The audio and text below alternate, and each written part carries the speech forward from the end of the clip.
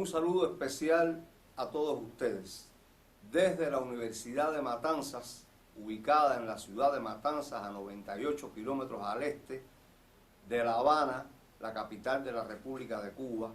estoy cumpliendo una solicitud que me han hecho los compañeros del IDEI, y es precisamente hablar de un tema de derecho internacional privado. Me refiero dentro de esas temáticas a la llamada cooperación jurisdiccional o judicial internacional, y he escogido un tema por su novedad, por su actualidad, un tema recurrente pero también novedoso, que es el procedimiento de exequatur y la posibilidad y actualidad que brinda para la ejecución de sentencias en materias de civil o de derecho civil y de derecho de las familias.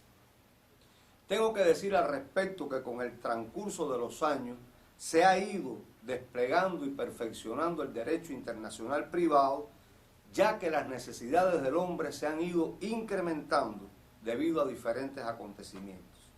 Cada Estado comienza a desenvolver y a mejorar toda la política internacional, incluso algunos países a crear una, ya que no la poseían antes, para de esta manera dar paso al reconocimiento de los derechos de sus nacionales que realizan actos jurídicos en otros países. Si vamos a hablar del concepto de sequatur o exequatur, es una concesión, es una autorización, es un proceso de carácter sumario de reconocimiento y autorización cuyo propósito no es otro que el de introducir en determinado ordenamiento jurídico para su efectiva tutela, protección, eficacia, coercitividad y ejecución, uno o varios pronunciamientos dictados por un tribunal extranjero o por un tribunal arbitral foráneo que entrañan la condición de ser ejecutorios, es decir, tienen fuerza ejecutoria, pueden ejecutarse. Los estados no pueden desentenderse de estas problemáticas actuales e ignorar que al amparo de las leyes extranjeras se constituyen relaciones cuyos efectos pueden trascender extraterritorialmente, las cuales, en tesis de principio, deben regirse por la legislación del país emisor,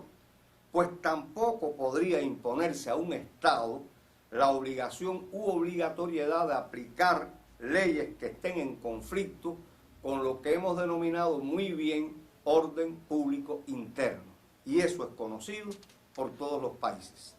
Los deberes y compromisos que surgen en el interactuar internacional en cuanto a los principios, yo diría que macroprincipios de seguridad y de certezas jurídicas, mueven en muchas ocasiones a aplicar la ley foránea y también a posibilitar el cumplimiento de aquellos dictados sin perjuicio de la función jurisdiccional que soberanamente cada Estado viene llamado a ejercitar. Para ello fueron creados estos rápidos procesos de exequatur. El proceso de exequatur debería disipar todos los inconvenientes, contratiempos, diferencias que acarrean las soluciones dadas por los estados relacionados. Lo anterior, por ser el más apto y estar previsto con esa finalidad, es claro que no siempre logra sus objetivos, cuando median diferencias como las referidas entre un Estado y otro, al dar distintas soluciones o brindar distintas soluciones a la solución de conflictos similares. La regulación de esta forma de procesos suficientemente tratada, pero que amerita hoy día de un mayor desarrollo en Cuba y otros países latinoamericanos, no debe interpretarse en forma restringida, sino ampliamente, de forma que posibilite la solución que con ello se pretende. En el caso cubano, por poner el ejemplo de mi país, se pide directamente a los interesados o a sus apoderados mediante escrito autenticado por abogado. Se presentan estos procesos en un solo nivel o estadio jurisdiccional, en la sala de lo civil y de lo administrativo del Tribunal Supremo de la República. En materia de ejecución de sentencias extranjeras, la República de Cuba pienso que también muchos de los estados latinoamericanos, es signataria de una vieja pero muy buena Convención de Derecho Internacional Privado,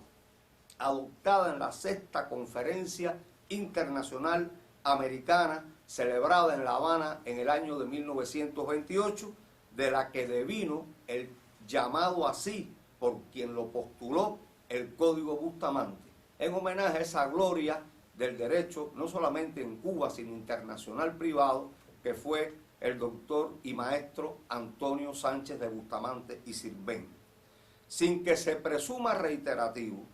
se señala que el Código de Bustamante regula la ejecución de sentencias dictadas por tribunales extranjeros en sus artículos del 423 al 435, como ya ha sido referido.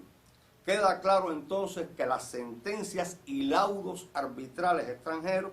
para contar con el exequatur, solo deben satisfacer los requisitos que establecen las leyes. En el caso de Cuba son dos. Primero, que esté reconocido por la doctrina, que esté reconocido por un tratado internacional. Y en desmedro de esto, que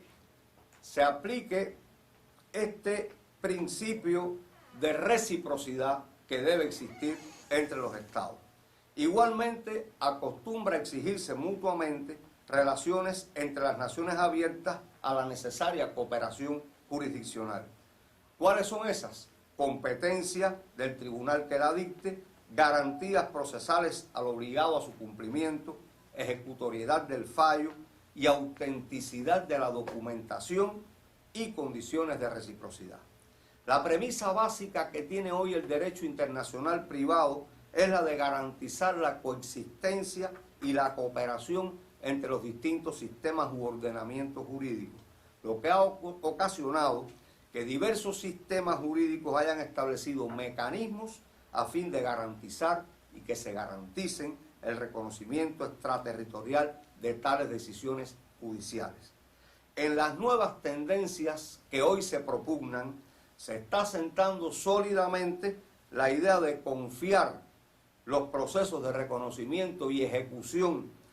de disposiciones jurídicas judiciales extranjeras a juzgados de primera instancia, la primera instancia judicial de cada país, del domicilio o de la residencia habitual de la parte ejecutada, es decir, de contra aquella parte, aquella persona a virtud del cual se va a realizar este proceso de ejecución de una sentencia extranjera. En el caso de Cuba, en particular, se considera que es imperativo ya, pienso también que para el resto de nuestros países, descentralizar la propia competencia directa para conocer y resolver estos asuntos que tiene en Cuba el Tribunal Supremo del país. Proceder entonces a conferirle esa competencia, ¿por qué no?, a los tribunales de la primera instancia en Cuba, a los municipales, visto que ello contribuiría a esa descentralización de competencias de un sector sobre otro. Y también cabría un quizá recurso muy breve ante las audiencias o tribunales provinciales para resolver este tema. Ello impediría, lógicamente, el traslado de personas que viven muy lejos de la capital del país. Debe ser así en todos los países latinoamericanos, para que sea en la instancia del Tribunal Supremo donde tengan que interponer estas demandas de exequatur. La jurisprudencia europea y latinoamericana se manifiestan a favor de que la rebeldía como causa de denegación del reconocimiento y ejecución de las sentencias extranjeras se traduzca en dos aspectos: falta de emplazamiento y ausencia de los derechos de representación, y ausencia de los derechos de representación también en la defensa y en el juicio. Se procura, pues, el derecho a un procedimiento justo y sin visos de indefensión. Es lo que hoy, en la llamada doctrina del garantismo procesal, propugna, seguidor de las ideas de Bellucio, ese hombre grande del derecho procesal en Europa y también un hijo ilustre de algunos de nuestros países de América, el profesor Lorca Navarrete, Antonio María Lorca Navarrete, multidoctor, profesor de Derecho Procesal de la Universidad del País Vasco en España, que se refiere al garantismo procesal y dentro de él a que se preconice un juicio justo que obviamente redundaría al cumplimiento y a las funciones del debido proceso judicial. Con estas palabras, estimados amigos, termino esta intervención. Espero sea de satisfacción de quienes me escuchan y me ven a través de este medio. Muchas gracias.